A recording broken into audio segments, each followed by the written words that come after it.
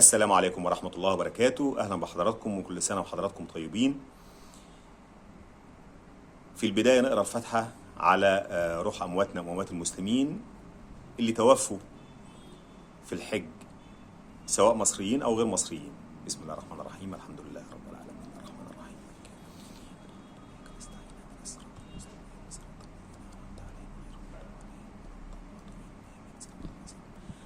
ألف رحمة ونور على روحهم الطيبة، ربنا يرحمهم ويرزقهم الفردوس الأعلى، ومفيش أحسن من كده موت. ده حسن الخاتمة، حسن الخاتمة. ربنا يكتبها لنا جميعا، تروح تحج وتسقط الفريضة وربنا يختارك هناك. مفيش أروع من كده. الدنيا مقلوبة على الحج السنة دي، ناس كتير ماتت، مصريين وغير مصريين، لكن الأكتر مصريين. كل شوية بنشوف على السوشيال ميديا شباب زي الفل، اللي لسه خاطب، اللي لسه في إعدادي طالع مع والده ولا والدته، اللي طالع مع والده هو توفى في مكانه في نفس اللحظة والده توفى في مكان تاني، اللي ده يعرف إن ده مات ولا ده يعرف إن ده مات. مقاسي كتير جدا. طيب الأزمة هنا عند مين؟ الناس دي ذنبهم في رقبة مين؟ في رقبة السلطات السعودية ولا في رقبة السلطات المصرية، ولا هم نفسهم أخطأوا، ولا مين بالظبط اللي غلط؟ دايما بطلع بتكلم بوضوح، ما بيفرقش معايا مين اللي يزعل ومين اللي يقول لي لا انت كده جاي مع مين وكده جاي ضد مين. مش في دماغي، انا بقول رأيي صح غلط هو رأيي، ده وجهة نظري اللي انا بقوله. طلعت يوم 8/6 واتكلمت في فيديو، قلت تأشيرات الزيارة اللي بيطلع بيها المصريين وبيحجوا بيها، وقلت رأي دار الإفتاء كذا ورأي الدكتور أحمد كريمة كذا. في الحرام والحلال ما بقولش رأيي، بجيب رأي المختصين. وقلت حجتهم مقبولة بأمر الله، لكن الدكتور أحمد كريمة قال كذا ودار الإفتاء قالت كذا. الفيديو موجود هنا. اللي لفت انتباه واحد دخل في التعليقات يقول لك ايه، احلى انفولو، لغى المتابعة يعني. طب يا سيدي، بس اللي استغربت له لما فكرت، انت بتلغي المتابعة طبعا، يعني يلغي ما يلغيش براحته، هو حر يعني، مش هتيجي من واحد يعني.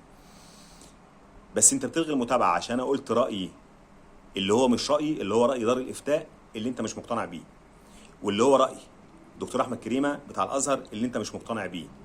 ما انا اكيد مش هاخد برأيك انت، اكيد لما اجي اتكلم مش هقول رأيي في الحرام والحلال، هجيب رأي الجهة المعنية بده اللي تقول حرام وحلال. الناس قالوا لك حجتهم مقبولة لكن ارتكبوا ذنب. ليه يا دكتور أحمد كريمة؟ قال لي لأن الناس دي اللي بيطلع بتأشيرة زيارة ويحج، هو كده غير انه بيخالف أوامر أولي الأمر في الدولة اللي هو رايحها، هو بيعمل ضغط على المكان اللي هو رايحه، ضغط على الموارد، بيعمل زحمة، بيعمل ضغط على الطرق، ضغط على مش عارف ايه، وبالتالي بتحصل أزمات. الكلام ده حضرتك انت معترض عليه ليه؟ انت اللي عملت انفولو، انت معترض عليه ليه؟ المفروض ان انا اطلع اطبل واقول لك ايوه اطلعوا حقكم، زي ما واحد كاتب لي في التعليقات ساعتها، من حق اي مسلم يطلع يحج، مش من حق السعوديه ولا اي حد يقول له ما تجيش. لا يا فندم، مين اللي قال لك كده؟ مين ضحك عليك وقال لك كده؟ انا عندي المكان ده يستوعب 1,000,000 واحد مثلا يعني، وطلعت لكل دولة الكوتا بتاعتها. مصر ليها 50,000 مثلا، الإمارات ليها 5، قطر ليها 4، السعودية ليها كذا، المغرب لها كذا، موريتانيا لها كذا، وخلاص. 1,000,000 تأشيرة حج أنا وزعتهم على كل الدول، لأن عارف إن المكان ده يستوعب 1,000,000 واحد. جيت حضرتك بتأشيرات الزيارة اللي استغلها بعض شركات السياحة، حسبي الله ونعم الوكيل فيهم، وضحكوا على الناس هنا في مصر وقالوا لهم احنا هنطلعكم حج، تأشيرة حج مش تأشيرة زيارة. وناس عندنا بسطاء كتير وناس غلابة مش فاهمين حاجة يا عيني، خلاص بكام؟ ب100,000 ولا ب150,000؟ ماشي، خدوا منهم القرشين وفهموا انهم انه هيطلعوا بتأشيرة الحج، جابوا لهم التأشيرة بتاع الزيارة وفهموهم انه هناك طبعا هناك في الخيمة وفي مكان محترم هتقعد فيه وفي عربيات هتنقلك تجيبك وتوديك. ضحكوا عليهم وخدوا القرشين منهم وسابوا الناس هناك في الحر وفي الشمس، اللي يموت يموت واللي يعيش يعيش وخلاص. دي فلوس حرام.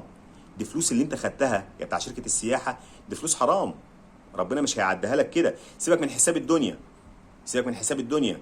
واللجنه او الخليه الازمات اللي شكلها الرئيس السيسي برئاسه الدكتور مصطفى مدبولي، والدكتور مصطفى مدبولي قال لك هنشوف الشركات دي اللي طلعت الناس بشكل غير رسمي لاداء فريضه الحج وهنحاسبهم واشد العقوبه. سيبك من الحساب بتاع الدنيا ده خالص، لكن في حساب الاخره كل الناس دي ذنبهم في رقبتك، ذنبهم في رقبتك، انت اللي ضحكت عليهم.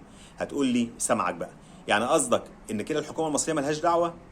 والسلطات السعوديه ملهاش دعوه؟ طبل. لا، طبل او ما تطبلش دي من وجهه نظرك. انا وجهه نظري ان لا السعوديه اخطات ولا الحكومه المصريه اخطات. الحكومه المصريه اخطات في حاجه واحده وهقولها دلوقتي.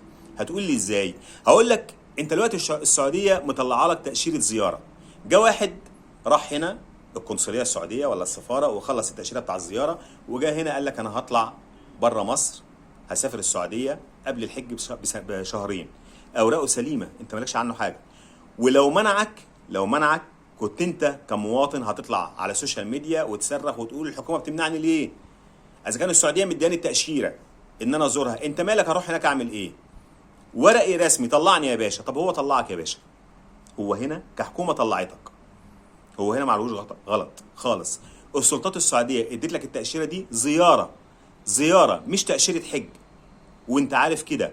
ورايح شركات كتير غير اللي الناس اتنصب عليها من شركات السياحه، في ناس خدت تاشيره الزياره ورايحه وهي عارفه انها رايحه بتستخبى في اي شقه بتاجرها من اي سعودي هناك، وتستخبى لحد ما يجي وقت المناسك وبتنزل وربنا بيسترها وبيعدوا. وفي ناس اتمسكوا واترحلوا لجده، وانا قلت الكلام ده في الفيديو اللي فات، ورجعوا بعد كده لفوا تاني ورجعوا.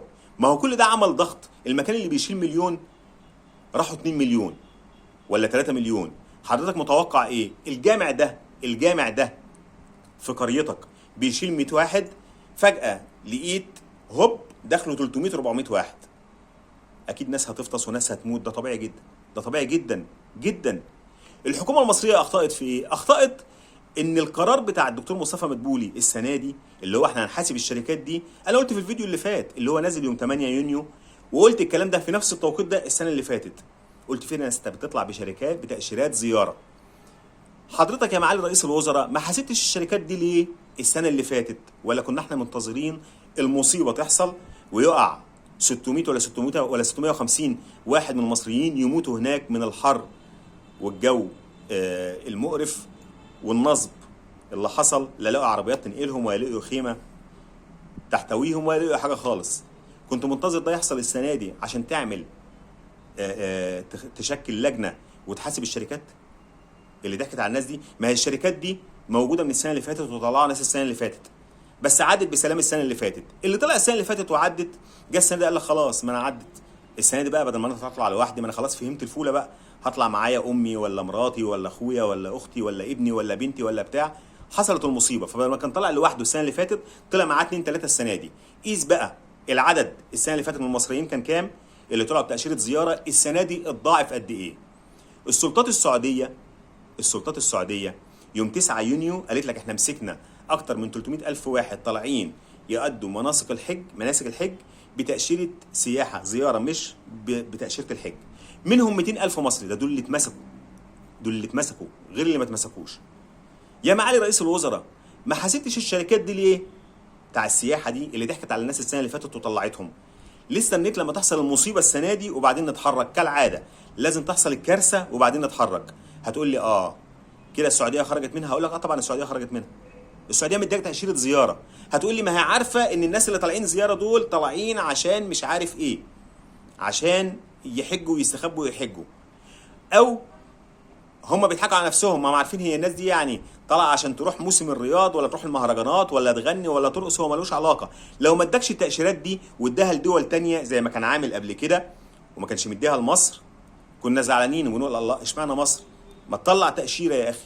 اشمعنى المصريين يعني؟ طب اهو ده المصريين استغلوها غلط. البعض او بلاش البعض، هنقول كل اللي طلع هو عايز يسقط فريضه، معاه محوش 100,000 جنيه يا عيني ولا 150,000 جنيه كان نفسه يطلع يحج بيهم. ليه التعويم حصل والجنيه اتهبت في الارض، فبدل ما كان الحج ب 150,000 بقى الحج ب 300,000 اللي هو القرعه ولا تقريبا يعني، وعشان يجي لك القرعه حليني بقى، لو جات لك السنه دي لا السنه اللي بعدها لا السنه اللي بعدها، انت ونصيبك. والحج السياحه وصل لحد تقريبا 2 مليون جنيه وارقام هبل كده، فخلاص قيمه فلوسه قلت اتهبدت. ودي مش مشكلته على فكره، دي مش ازمته، ان قيمه فلوسه اللي كان محوشها عشان يأدي بيها فريضه الحج قلت. محوش قرشين، الدولار كان ب 15 بقى ب 50 خلاص، وعايز يسقط الفريضه. يعمل ايه؟ جاب تاشيره، لا اما راح لشركه سياحه ضحكوا عليه زي ما قلنا كده، لا اما جاب تاشيره زياره ورايح وهو عارف ان هو رايح مخالف لكن عايز يسقط الفريضه. خلاص هو ربنا الهمه بالفكره دي وراح. ربنا يتقبل وان شاء الله هيتقبل، زي ما قالت الافتاء وزي ما قال الدكتور احمد كريمه، مش انا اللي بقول، انها حجه مقبوله. وان شاء الله ربنا يعني يرجع الباقيين على خير، والناس المفقودين دي يكون كلهم عايشين، ما يكونش في حد فيهم يعني متوفى ولا حاجه. لكن في الاول وفي الاخر المشكله اللي عند السلطات السعوديه، يمكن السلطات السعوديه اللي انا زعلت منه ان شفت الجسامين الكتيره اللي مرميه في الشوارع، ناس ميتين. بس برضه انا ما اعرفش عشان ما احكمش زور، عارف انها هتهاجم في الفيديو ده، لكن ده رايي. الناس اللي اتصورت في الشوارع دي اتصورت اول ما وقعوا وماتوا، كان حد شافهم وسابهم ساعات من السلطات السعوديه يعني، او من الداخليه السعوديه، سابهم ساعات مرميين كده وما سالش فيهم، ولا مجرد ما هم وقعوا حد صور هوب وراح منزل الفيديوهات والصور وبتاع والدنيا سخنت؟ انا ما اعرفش، مش عارف. طب المستشفيات بتاع السعوديه تتقبل كل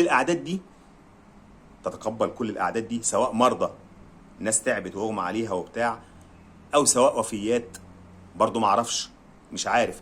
التنظيم زي ما قلنا، التنظيم المكان ده بيشيل مليون واحد، انت دخلت لي 2 مليون 3 مليون، لازم هتحصل مصيبه، طبيعي ان يحصل كارثه. السعوديه بقى تراجع نفسها في تاشيرات الزياره. عارف انك هتطلع وهتهاجمني وتقول لي ايوه حرام عليك، يعني انت مش عايز الناس تحج، مش عارفين نطلع بفلوس، هنطلع بمليون جنيه، هنجيب المليون جنيه منين ولا نص مليون جنيه منين؟ وتاشيره القرعه الله اعلم هتجيلنا ولا مش هتجيلنا. ما هو يا سيدي، ما انا بحافظ على روحك انت، انا بحافظ عليك انت. ما هو لو انت طلعت ورجعت سليم، انت نفسك اللي طلعت بتاشيره الزياره، لو رجعت سليم فانت ممكن جدا تكون اتسببت في موت واحد تاني وانت مش جريان. وارد جدا يكون اللي مات ده مات بسببك انت، وارد جدا. احنا ليه نظموا الموضوع؟ السعوديه تنظم موضوع تاشيره الزياره دي. مصر هنا العقاب يبقى لحظي، ما نستناش لما تحصل مصيبه ويموت 600 و700 و1000 واحد عشان نقول هنحاسب شركات السياحه. ما حسبتش ليه من السنه اللي فاتت؟ ما كانش حصل ده السنه دي، ما كانش حصل. كان الاعداد اللي هتسافر اقل بكتير جدا من اللي طلعت السنه دي. ده ما حصلش ليه؟ زي بالظبط اللي بيهاجر هجره غير شرعيه، اللي بياخد مركب ويقول لك انا هطلع على ايطاليا ولا هطلع على مش عارف ايه، هجره غير شرعيه، هوب وقع في البحر مات. هل دي مسؤوليه الحكومه المصريه ولا مسؤوليه الدوله اللي هو رايحها؟ مسؤوليه مين؟ ده سؤال فكر انت فيه.